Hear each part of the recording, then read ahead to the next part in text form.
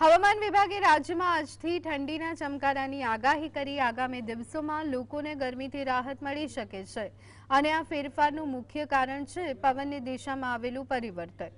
હાલ પવનની દિશા ઉત્તર પૂર્વથી પૂર્વ તરફની થતા ઠંડી અનુભવાશે, જ્યારે ઉત્તર તરફથી પવન ફૂંકાશે ત્યારે તાપમાનમાં નોંધપાત્ર ઘટાડો થવાની સંભાવના।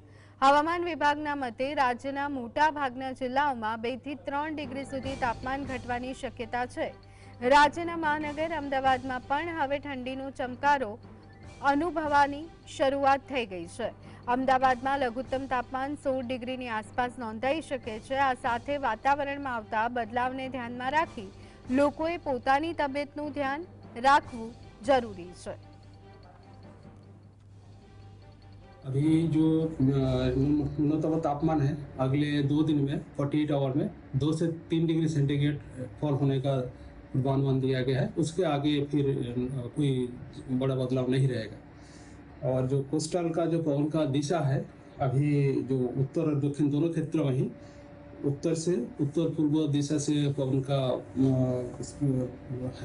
दिशा है और स्पीड जो है 10 से 15